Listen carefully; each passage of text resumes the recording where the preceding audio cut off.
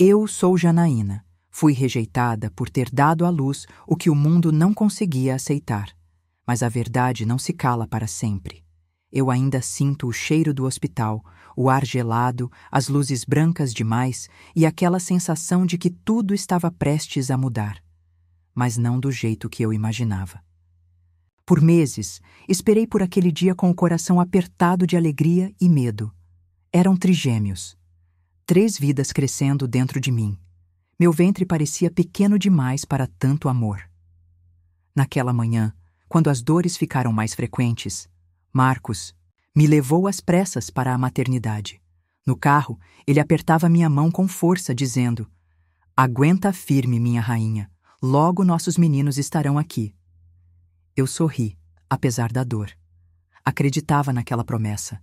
Ainda acreditava em nós. Cesariana foi rápida. Tudo pareceu um borrão entre anestesia, cortinas e vozes apressadas. Lembro de ouvir o primeiro choro, depois o segundo e o terceiro. 3 gritos agudos que atravessaram meu peito como flechas de esperança. Quando os colocaram ao meu lado, ainda ensanguentados e enroladinhos em panos, meu coração parou por um segundo. Os 3, tão branquinhos, tão diferentes de mim, olhos claros como vidro d'água, pele quase translúcida, mas eu sabia, eram meus. Sentia cada célula deles pulsar dentro da minha alma. O olhar da enfermeira demorou um pouco demais. Ela disfarçou, sorriu sem jeito e cochichou algo para a colega ao lado.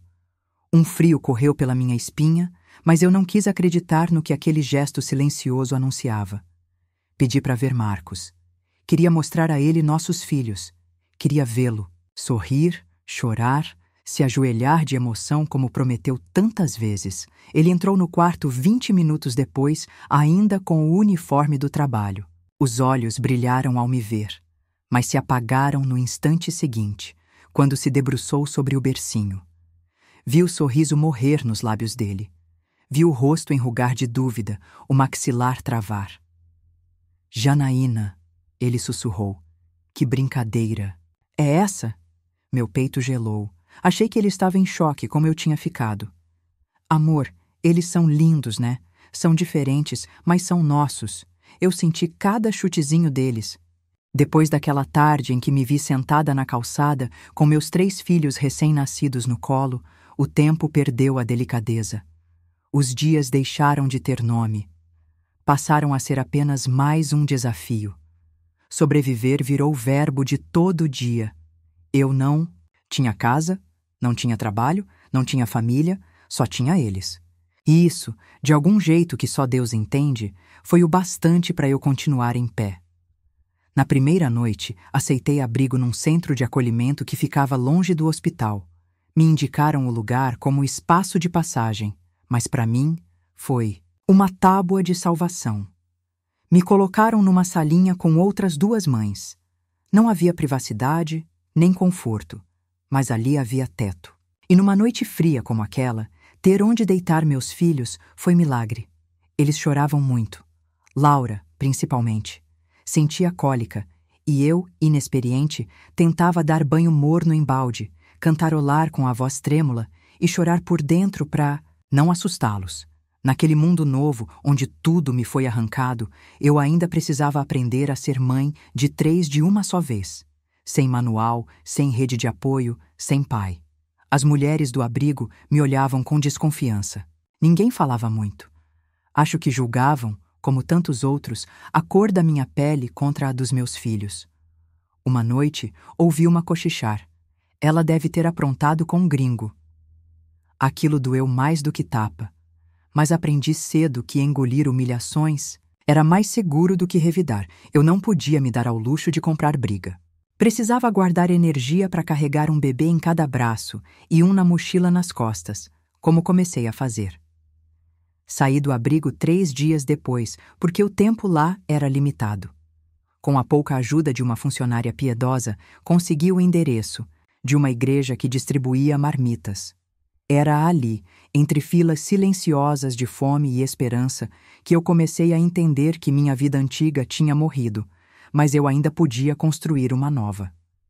Nas semanas que se seguiram, dormi em mais de um banco de rodoviária. Outras vezes, aceitei favores de senhoras que me deixavam passar a noite no quartinho dos fundos em troca de limpar a casa. Assim comecei, varrendo, lavando, esfregando o chão com os joelhos marcados e os bebês enfiados em cestos de roupas limpas, dormindo ao som do rodo. Não demorou muito para eu virar uma espécie de ajudante disponível na boca do bairro. Uma chamava a outra. A Janaína lava bem. Ela é limpa, cuida direitinho das crianças. Assim, entre uma faxina e outra, fui juntando uns trocados. Um dia, com o que consegui, aluguei um quartinho simples numa vila. Um cômodo só, mas era meu. Tinha uma janelinha que rangia com o vento e um varal improvisado onde pendurava as roupinhas que ganhei em doações. Naquele espaço apertado, cabia minha esperança. Laura era a mais sensível. Tinha crises de choro sem motivo aparente. Lucas era calmo, mais observador. Luan tinha febres constantes e me fazia correr pro postinho, quase toda semana. Eu vivia com medo. Medo de perder algum deles por falta de recurso, medo de cair de cansaço e não levantar, medo de que eles crescessem ouvindo que eram um erro, mas eles cresciam e me davam força sem saber. Aprenderam a dividir um único pão como se fosse banquete. Brincavam com tampas de panela como se fossem carrinhos importados. E riam. Oh, como riam! Mesmo no caos, a alegria deles iluminava tudo. Às vezes, eu parava, suada e exausta, e só olhava. Os três, no chão de cimento, inventando histórias com latas e caixas. Era ali que eu me lembrava que o amor que eu dava valia mais que qualquer teto de luxo. Aos poucos, comecei a organizar. A rotina. Saía cedo com os três na carroça de bebê que uma vizinha me deu. Um ia no colo, 2 sentados. Passava de casa em casa, oferecendo meus serviços. Algumas senhoras me tratavam como gente, outras como invisível. Mas nunca voltei, de mãos vazias, porque para mim cada prato de comida era vitória. Cada fralda doada era motivo para agradecer ajoelhada. No meio desse novo mundo, conheci Dona Celina, uma senhora de fala mansa e olhos firmes. Me contratou para limpar sua casa uma vez por semana. No segundo mês, me recomendou a filha e a amiga da filha, e assim fui costurando uma rede de confiança. Foi pela mão de Celina que conheci o Dr. Henrique. Ela cuidava da casa dele e falou de mim com orgulho. É batalhadora, doutor. Sozinha com 3 filhos pequenos, mas vive de cabeça erguida. Ele me contratou para cuidar da limpeza do consultório 3 vezes por semana. Era um lugar pequeno, mas limpo, organizado. Ele falava pouco, mas sempre, com respeito. E me pagava certinho, sem enrolação. Ali, pela primeira vez em anos, senti que estava começando a respirar fora da dor. Não era fácil, não era justo, mas era real. No fim de cada dia, eu voltava para o meu quartinho e pegava meus filhos no colo. Contava histórias inventadas, cantava baixinho, mesmo que minha voz saísse rouca de tanto trabalhar. Às vezes, chorava, depois que eles dormiam. Mas só quando tinham certeza de que estavam seguros. Comecei a sonhar de novo. Não com uma vida de luxo, mas com uma vida em que meus filhos não precisassem se explicar por serem quem são. Uma vida em que tivessem orgulho da mãe que os criou, sozinha, com dignidade, com amor. O que eu não sabia é que a verdade, aquela que ficou sufocada no hospital 10 anos atrás, estava mais perto de vir à tona do que eu podia imaginar. O tempo é um mestre severo, mas também é um escultor silencioso. Ele vai moldando tudo com paciência, a dor, a força, a esperança. E foi o tempo que me ensinou que o amor de mãe não precisa de provas, nem de aplausos. Ele simplesmente é. E o meu amor pelos meus filhos virou minha identidade, minha armadura, minha razão de existir.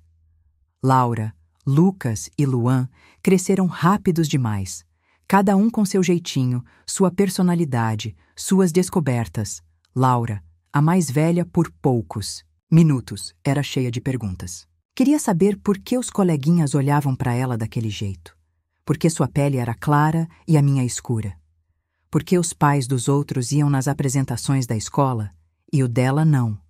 As perguntas dela me cortavam por dentro. Mas eu respondia com firmeza e doçura. Dizia que a cor da pele não é medida de amor, que famílias vêm em muitos formatos e que o pai... que o pai fez uma escolha ruim, mas que isso não diminuía o valor dela.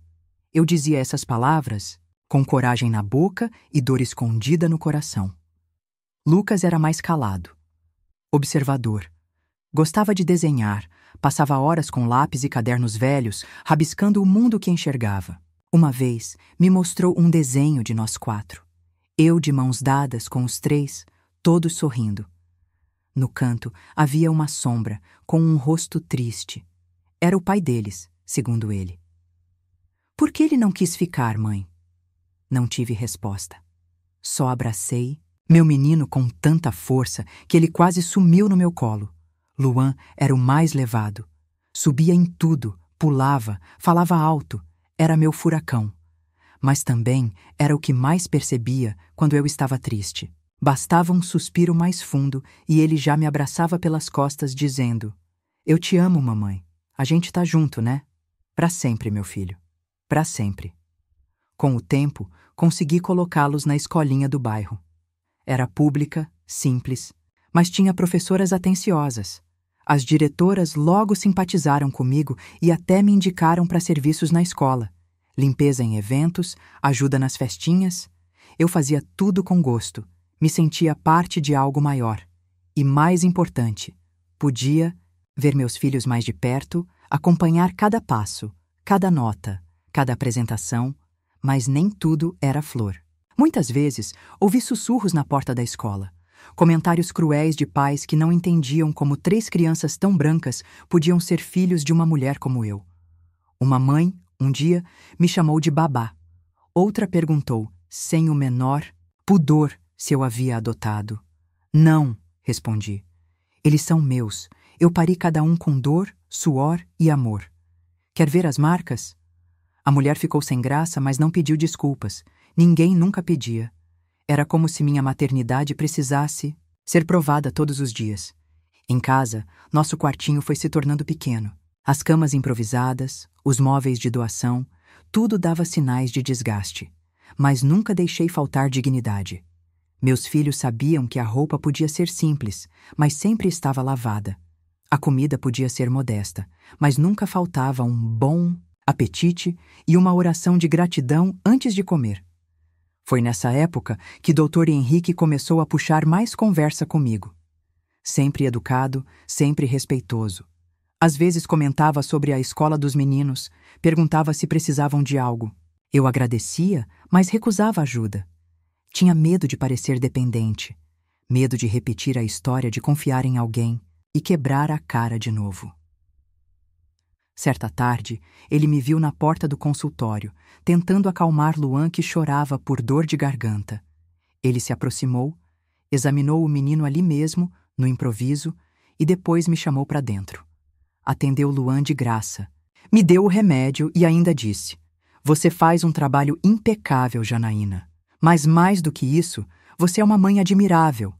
Eu agradeci com a voz embargada. Ninguém falava assim comigo fazia anos. Na semana seguinte, ele me chamou para uma conversa no final do expediente. Disse que tinha reparado na aparência dos meus filhos, na diferença genética, e perguntou, com muito cuidado, se eu já tinha pensado em investigar isso mais a fundo. Balancei a cabeça. Doutor, eu só penso em colocar comida na mesa. Não tenho tempo nem cabeça para investigar coisa nenhuma. Ele respeitou. Não insistiu. Mas algo naquela conversa ficou martelando dentro de mim. Aquela era a primeira vez que alguém falava. Comigo, sem me julgar, sem fazer insinuações, sem duvidar da minha palavra. Dr. Henrique era médico. Sabia das coisas. E, no fundo, uma parte de mim queria, sim, uma resposta. Queria gritar para o mundo: eles são meus, e são do pai deles também, mesmo que ele tenha virado as costas. Os anos seguiram, e os trigêmeos completaram 9. Começaram a perceber melhor o que aconteceu. Começaram a juntar peças. Numa noite, Laura entrou no meu quarto e disse: Mãe, A senhora acha que a gente foi rejeitado porque a gente é diferente? Demorei para responder. Sentei na cama e a puxei para o meu colo. Vocês não foram rejeitados, filha. Foram julgados por pessoas que não conhecem o amor. Mas eu conheço. E por mim, vocês sempre serão suficientes. Eles não sabiam ainda da história completa. Eu evitava falar de Marcos, mas sentia que logo chegaria a hora. E quando chegasse, eu queria estar pronta. Queria ter respostas. Queria ter certeza. Foi aí que comecei a pensar. Talvez fosse mesmo a hora de descobrir a verdade. Foi numa tarde abafada de primavera que tudo começou a mudar, embora eu ainda não soubesse disso. Estava limpando as prateleiras do consultório de Dr. Henrique quando ele, com aquele jeito calmo de quem nunca impõe nada, perguntou com delicadeza. Janaína, você já ouviu falar em mutações genéticas recessivas? Confesso que na hora não entendi nada. Parei de esfregar o vidro e virei para ele, desconfiada. Doutor, o senhor está querendo me dizer alguma coisa? Ele sorriu, como quem não queria assustar. Não quero invadir sua história, mas tenho observado seus filhos. A semelhança entre eles e a ausência de traços genéticos visíveis seus ou do pai me fez pensar. Existem condições raras, sabe? Genéticas, que explicam isso. Eles podem ter herdado genes recessivos de você e do pai, mesmo sem vocês perceberem. Senti o chão sair debaixo dos meus pés. Nunca ninguém tinha falado comigo assim. Com ciência, com respeito, com interesse genuíno, e não com julgamento. Ou fofoca.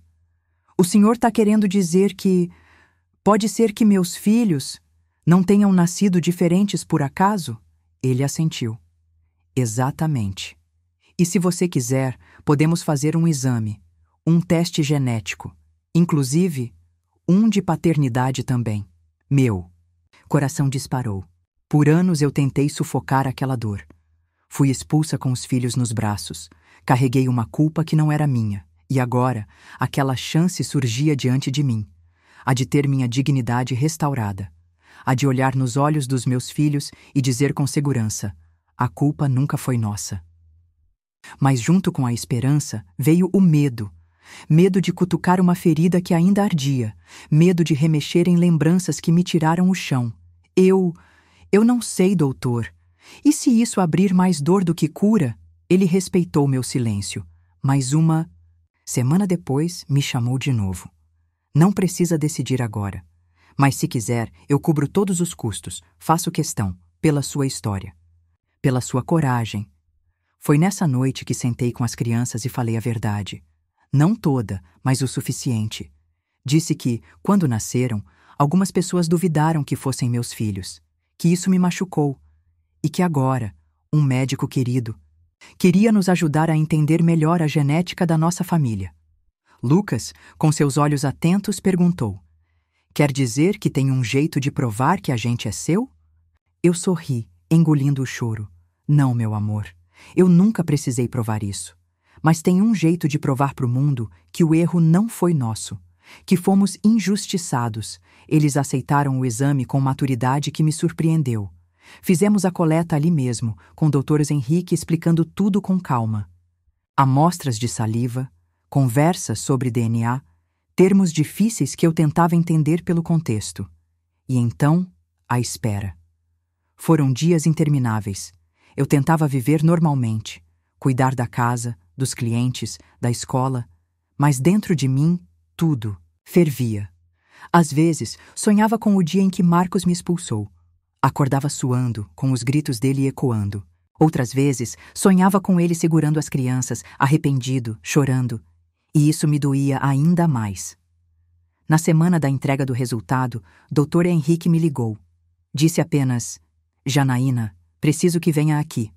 Sozinha, se possível. Fui com o coração na boca. Sentei na sala dele, segurando minhas mãos suadas no colo. Ele abriu o envelope devagar, me olhou nos olhos e disse: Marcos é o pai biológico dos trigêmeos. 100% de certeza. Demorei para reagir. Só consegui murmurar. Eu sabia. Mas ouvir aquilo de forma oficial, científica, validada, Foi como tirar um peso de 10 anos das minhas costas. Comecei a chorar. Um choro silencioso, contido, daqueles que vêm lá de dentro da alma. Dr. Henrique esperou em silêncio. Me ofereceu água. Me deixou viver aquele momento sem pressa. Depois de respirar fundo, perguntei: "E agora?" Ele respondeu com uma voz sóbria: "Agora, a verdade existe fora de você. Está no papel. E pode ser o começo de uma nova etapa, se você quiser." Nos dias seguintes, não contei a ninguém. Precisava de tempo, de fôlego, mas o destino, como sempre, não esperou. Uma vizinha que trabalhava em cartório reconheceu meu nome num relatório compartilhado por engano. Leu o sobrenome de Marcos no laudo e ligou os pontos. E a notícia começou a circular. Os filhos da Janaína são, sim, do marido que a expulsou. Em menos de uma semana, a fofoca tomou o bairro. Algumas pessoas vinham me pedir desculpas. Outras só me olhavam com um misto de vergonha e curiosidade. E então, numa manhã cinzenta, recebi o que mais temia e, ao mesmo tempo, mais esperava. Uma mensagem no celular. Era dele. Marcos. "Podemos conversar? Sei que estou atrasado, mas quero entender. E, se puder, me perdoar." Li e reli aquelas palavras como quem lê um bilhete vindo de um passado mal resolvido. Fechei os olhos. Senti meus filhos correndo pela casa, rindo. Senti o cheiro do feijão no fogo, da roupa limpa no varal. Senti quem eu era agora e entendi que a verdade tinha voltado. E com ela, o passado batia à porta. Passei a noite olhando para aquela mensagem. A luz do celular acesa no escuro do quarto iluminava mais que só meu rosto. Ela iluminava o abismo que havia entre quem eu fui e quem eu me tornei. 10 anos se passaram desde o dia em que Marcos me virou as costas no hospital. 10 anos de silêncio, de dor contida, de filhos crescendo sem entender o vazio que o pai deixou. E agora, com algumas palavras digitadas, ele queria conversar. Demorei 2 dias para responder. E quando respondi, fui direta. "Podemos conversar, mas aqui na minha casa, com os nossos filhos presentes, porque agora você não fala só comigo." Ele aceitou sem questionar. Marcamos para um sábado de manhã. As crianças sabiam que algo grande ia acontecer, e mesmo sem eu dizer, pressentiram que tinha a ver com aquele nome que raramente saía da minha boca. "É ele, né?" Lucas perguntou, com os olhos firmes. "É, meu filho. É o pai de vocês." Laura se calou, como sempre. Fazia quando estava engolindo alguma dor. Já Luan bufou. "Ele que não vem a querer ser bonzinho agora. A gente não precisa dele." Respirei fundo. "Talvez não precisemos mais dele, Luan, mas precisamos entender. E vocês têm o direito de olhar nos olhos dele e tirar as próprias conclusões. Só isso." Quando Marcos chegou, era como se o tempo tivesse feito questão de deixá-lo mais velho, mais pesado, mais abatido. Ele estava bem vestido, mas sem aquele ar de superioridade que costumava ter. Trazia nas mãos um saco com pão doce e um brinquedo velho que eu sabia que não ia enganar ninguém. Ao me ver, abaixou os olhos. E pela primeira vez, eu senti que ele também carregava cicatrizes, só que diferentes das minhas. "Posso entrar?" perguntou, quase num sussurro. Assenti e abri a porta. Meus filhos estavam na sala, lado a lado no sofá, como se tivessem ensaiado. Os 3 calados, olhos atentos. Ele parou diante deles como se encarasse o espelho do passado. "Meu Deus, vocês estão tão grandes." Silêncio. Nenhum deles respondeu. A ausência de palavras pesava mais que qualquer grito. Ele começou hesitando. "Sei que vocês não me conhecem. Sei que não têm motivos para gostar de mim. E vocês têm razão. Mas eu precisava vir. Preciso pedir desculpas à mãe de vocês. E a vocês também." Sentei numa cadeira de frente para ele, segurando o meu próprio corpo como quem se abraça para não desabar. "Vai me dizer que se arrependeu, Marcos? Depois de uma década?" Ele engoliu em seco. "Me arrependi todos os dias. Mas meu orgulho, a vergonha, minha ignorância, Eu me deixei levar pela minha mãe, pela minha raiva, pelo medo do julgamento. Não, Marcos, você se deixou levar pelo racismo, pela covardia. Você não me ouviu, não procurou saber, me jogou na rua como se eu fosse lixo e, pior, arrancou o pai das crianças sem um segundo de dúvida. Eu sei, e me odeio por isso. Só queria uma chance de, não sei, tentar reparar. Laura, com os olhos marejados, foi a primeira a falar. A senhora chorava por ele, né, mãe? Às vezes de madrugada. A gente fingia que dormia, mas eu ouvia, olhei para ela surpresa. Eu tentei esconder, mas a dor de mãe não se esconde, respondeu ela com mais maturidade do que eu esperava. Luan cruzou os braços. Reparar? Como? Vai devolver os aniversários que a gente passou sem pai? As perguntas sem resposta? Os olhares na escola? Marcos abaixou a cabeça. Não. Não tem como devolver nada. Mas eu queria conhecê-los, se me deixarem. Queria merecer, nem que seja só um pouco, o lugar de pai. A voz dele tremia. Era sincera, ou ao menos parecia ser. Mas eu aprendi a não me guiar só por palavras. Não vim aqui para te julgar de novo, Marcos.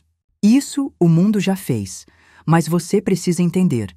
Meus filhos não são uma segunda chance. Eles não são sua redenção. Se quiser se reaproximar, vai ter que começar do zero, e com calma, porque eles não são mais bebês. São pessoas inteiras, com dor, com memórias, com identidade. Ele assentiu. Eu aceito. O que vocês permitirem, eu aceito. Ficamos ali, todos em silêncio, por longos minutos. Nenhuma decisão foi tomada naquele instante, mas algo se abriu. Uma fresta, um possível recomeço, ou talvez só um fechamento necessário.